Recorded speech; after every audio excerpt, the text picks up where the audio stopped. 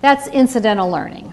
Okay? It's all those things that happen in early childhood without you thinking about it. What happened to you when you came in here? Okay, you're like, oh, this is going to be a pretty crowded room. Oh, I see somebody over there that I know. Oh, that person looks like she might be kind of friendly. Hopefully it won't be too boring today. So you pick up a lot of things without even thinking about it. Okay? That's the piece that doesn't happen if you have vision and hearing loss. So if you're a child with vision and hearing loss, as much as 75% of the learning that takes place in the early years happens incidentally, okay? 75 to 80%. So vision and hearing are the primary senses for learning, especially in early childhood, but for us as well. We see things, we hear things, and that's how we learn about things. And they're also known as the distance senses. That's what I talked about, with kind of the world being here. It's what you can learn about the size of this room, about the people in the back, how far it is to the bathroom, okay, where the bathroom is by listening to Lisa, okay. So it's all that stuff that teaches you about what's out there. So if you have sensory disabilities, it kind of turns the world upside down, okay. So typical learning, and this slide comes from our friend Linda Alsop, who's at Utah State University. She's been in the field of deafblindness for a long, long time.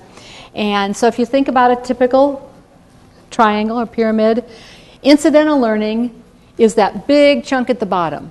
It occurs without much effort. It just happens by hearing mom in the kitchen, okay? It's by watching your brother and sister roll around on the floor. It's by seeing a toy over there that you want to scoot to in your walker or crawl to.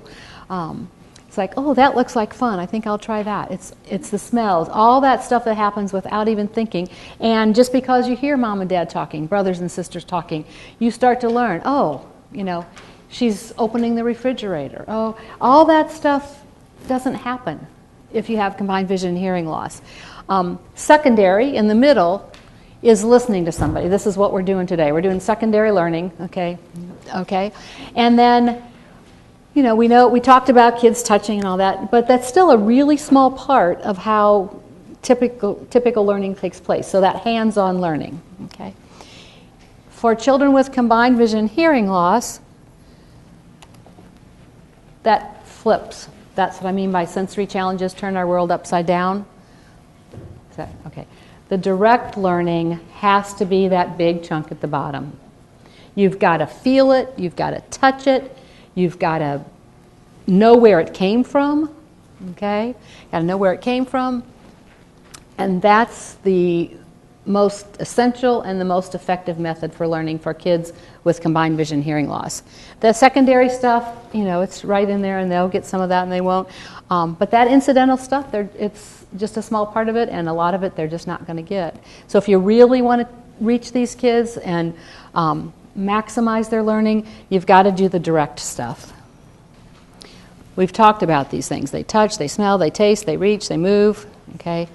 And so we know these are the way that kids typically learn. And so how do kids with complex challenges learn? We talked about all those. They learn the same way. They learn the same way. They learn by tasting. They learn by touching. They learn by doing things over again. They let you know when they don't like something, okay?